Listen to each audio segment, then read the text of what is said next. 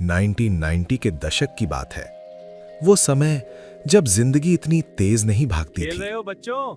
हाँ अंकल, ठीक है, जीतना। जरूर। न हर हाथ में स्मार्टफोन था, न हर जेब में इंटरनेट। उस समय लोगों के पास कम चीजें थीं, लेकिन खुशियां बहुत ज्यादा थीं। वो कैसे घूम रहा है? मजा आ गया यार, फिर से मारा वहाँ। उत्तर प्रदेश के एक छोटे से शहर में रहता था 10 साल का राहुल। राहुल का घर बहुत बड़ा नहीं था।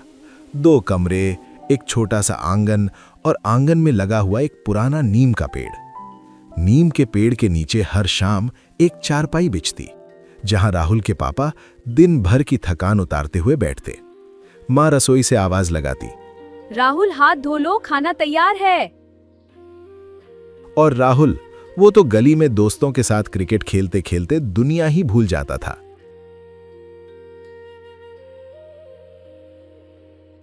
नाइन्टीज के बच्चों के लिए सबसे बड़ा स्टेडियम होता था अपनी गली। ईंटों से बनता था विकेट, पुरानी टेप से लिपटी गेंद और बैट कभी असली तो कभी लकड़ी का टुकड़ा। राहुल की गली में हर शाम मैच होता था। नियम भी अजीब थे। हाँ, आउट हो गया, अब बॉल ला। जो आउट हुआ वो गेंद लाएगा, और जिसकी गेंद खो गई उसे सबकी डांट पड़ेगी। अब नई बॉल लाने कौन जाएगा? सॉरी यार, हाथ से फिसल गई।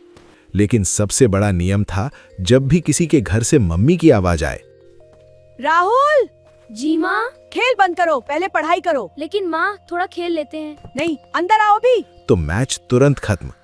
जैसे ही आवाज आती, राहुल बैट वहीं फेंककर भागता हुआ घर पहुंच जाता।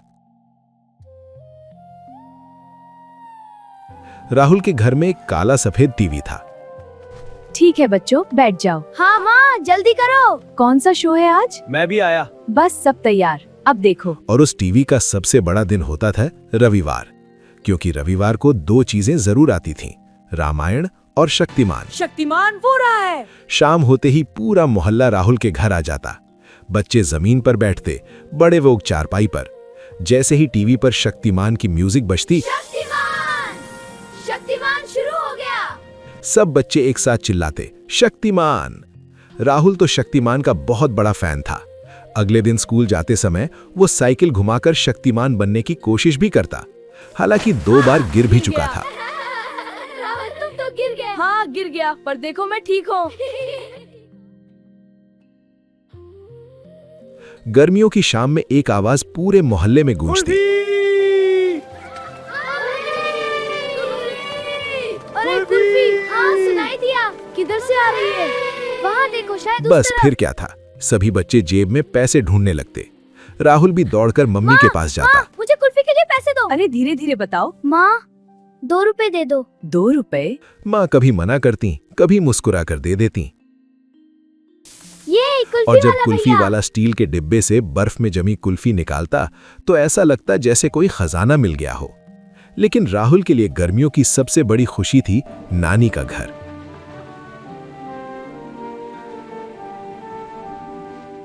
स्कूल की छुट्टियां शुरू होते ही राहुल का पहला सवाल होता, माँ, हम नानी के घर कब जाएंगे? जल्दी ही बेटा, मुझे भी नानी से मिलने का इंतजार है। हाँ माँ, हम कब चलेंगे? बस थोड़ा और धैर्य रखो। नानी का घर दूसरे शहर में था और वहां जाने के लिए ट्रेन पकड़नी पड़ती थी। ट्रेन का सफर राहुल के लिए किसी एडवेंचर से कम नहीं था। खिड़की वाली सीट, बाहर भागते खेत और हर स्टेशन पर नई नई आवाजें। चाय गरम, चाय गरम, चाय गरम, चाय। समोसा, समोसा, समोसा, समोसा। मूंगफली। राहुल खिड़की से बाहर देखते हुए सोचता रहता, दुनिया कितनी बड़ी है। नानी का घर बहुत बड़ा था। बीच में बड़ा सा आंगन, आंगन में तुलसी का पौधा और चारों तरफ कमरे। लेकिन सबसे खास चीज थी नानी। जैसे ही राहुल पहुंचता, नानी उसे गले लगा लेती, अरे मेरा राजा बेटा आ गया। और फिर शुरू होती गर्मियों की असली छुट्टियां। नानी के घर के पीछे एक बड़ा सा आम का बाग था। वहां इतने आम लगे होते कि लगता जैसे पेड़ों पर सोना लटका हो। राहुल और उसके ममेरे भाई दोपहर में वहां खेलने जाते। एक पेड़ पर चढ़ता, दूसरा नीचे खड़ा रहता और ऊपर से कच्चे आम गिराए जाते। फिर सब मिलकर नमक मिर्च लगाकर खाते। उस खट्टे आम का स्वाद आज भी राहुल नहीं भूल पाया। गांव की रातें आज की शहर वाली रातों जैसी नहीं थीं। ना कोई हॉर्न, ना ट्रैफिक, बस ठंडी हवा और चमकते तारे। रात को सब लोग छत पर सोते। नानी कहानियां सुनाती, कभी भूत की, कभी राजा की, कभी अपने बचपन की। राहुल आधी कहानी में डर जाता और नानी का हाथ पकड़ लेता। नानी हंसकर कहती, डर मत, मैं हूं ना। एक दिन मामा शहर से ढेर सारी पतंगे लेकर आए। पूरा मोहल्ला छतों पर चढ़ गया। वो काटा, वो काटा। हाँ देखो वो गिर रहा है। वाह क्या स्पीड है। मजा आ गया। जब भी कोई पतंग कटती, सारे बच्चे उसके पीछे भागते। राहुल भी भागता और कई बार गिर भी जाता, लेकिन उस गिरने में भी मजा था। धीरे धीरे गर्मियों की छुट्टियां खत्म होने लगी। राहुल उदास हो गया। उसे वापस शहर जाना था। नानी ने उसके बैग में आम, अचार और मिठाई रख दी। जब याद आए तो खा लेना। नानी ने कहा। ट्रेन चलने लगी। राहुल खिड़की से हाथ हिलाता रहा और नानी प्लेटफॉर्म पर खड़ी रही।